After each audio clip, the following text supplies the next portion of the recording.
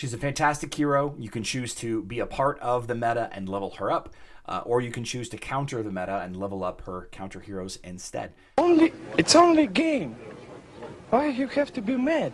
What is up, heroes of Dominion? My name is Charlie. This is Hero War Central. In this video, we're going to talk a little bit about Amira and the trouble that she is causing in the meta in 2024. There are a couple of reasons why she's very strong. The most obvious important thing is her big damage hit, just a ton of damage output, and this is what's giving most people trouble. The Desperate for Your ability to slow down critical hit heroes, the Art of Deceit ability to slow down mages, and the Illusory Alliance ability to slow down strength heroes with buffs are part of it, and a big part of the reason why the team is so effective when other just flat out mage damage dealers kind of fail. So how do you build Amira? There's a bunch of different ways, but as a out of the box hero with magic penetration skin and magic penetration glyph leveled, she does have enough magic penetration in order to take care of most teams in the meta. And that's why you're seeing her a ton lately, because magic defense heroes,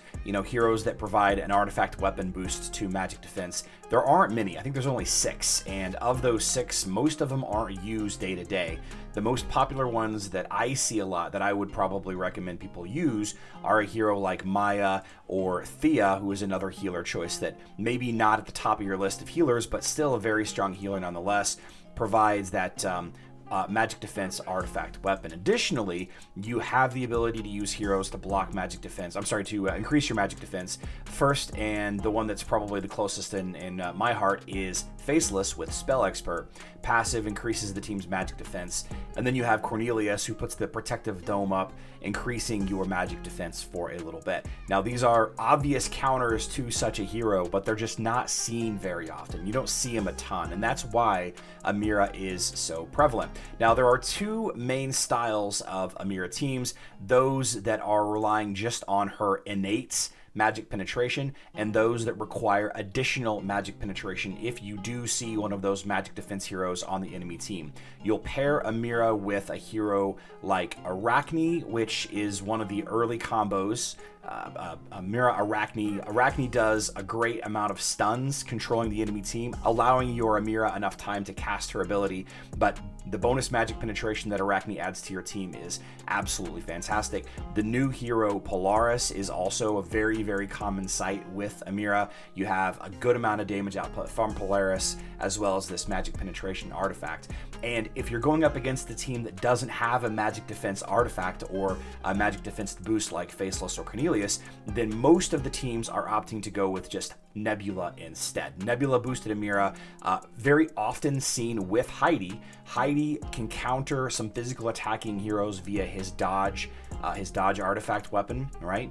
Adding dodge to your whole team allows Amira to stay alive a little bit longer, potentially against those, those physical attacker teams, and the massive amount of pure damage that he can do to the center line as well as to the first hero on the enemy team. So this line is a trouble line, and I train on it quite a bit trying to figure it out. This is one of those instances that I've been kind of struggling with. This is a Amira Nebula Heidi line with Aiden, and the Amira tank works with Aiden because it's effectively double the health pool, right?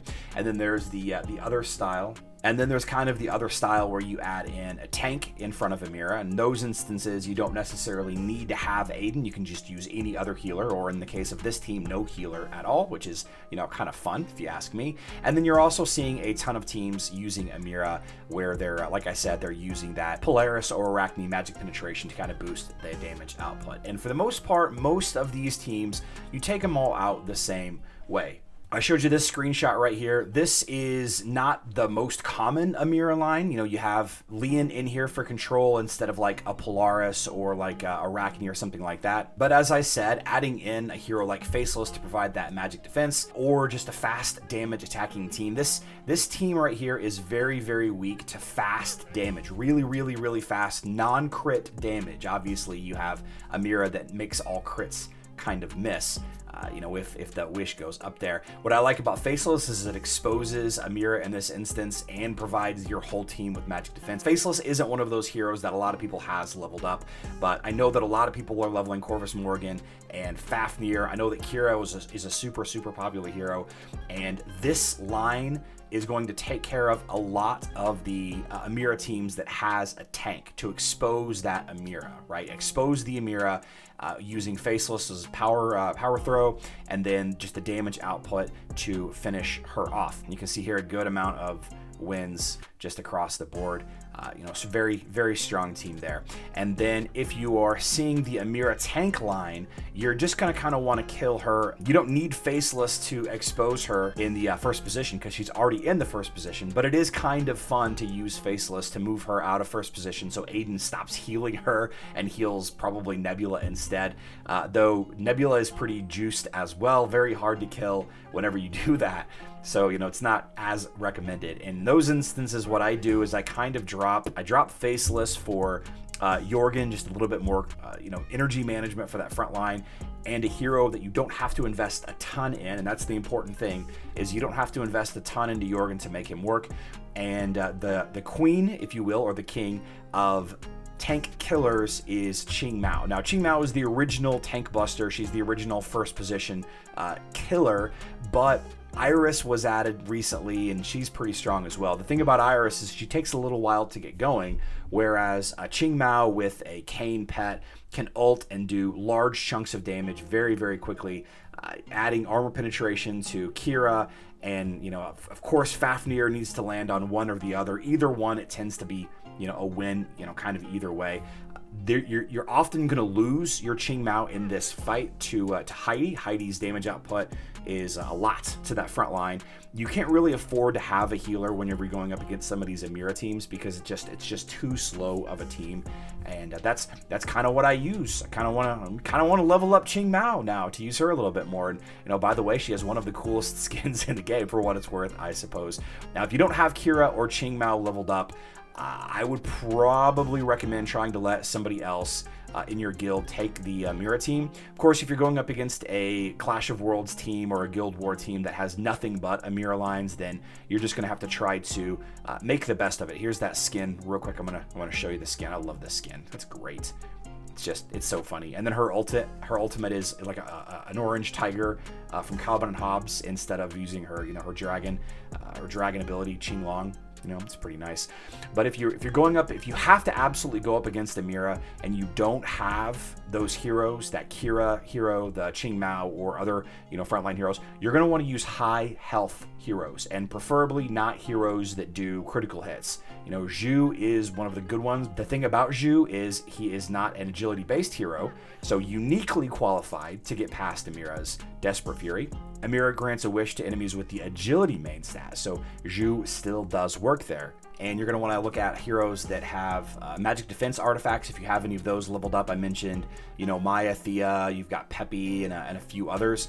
You could look at really any hero that can do damage that has high health, like a lot of strength-based heroes. Maybe triple tank could work well against Amira, but unless you are a really advanced player, you're probably not going to see guilds with nothing but Amira teams. I'm seeing that a lot at the very high end of Clash of Worlds.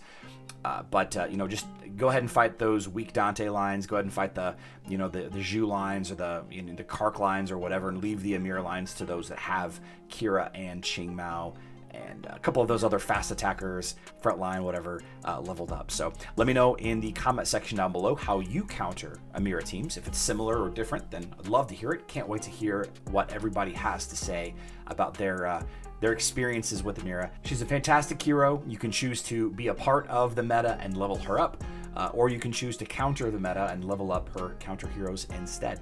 I love you all. Good luck in Dominion.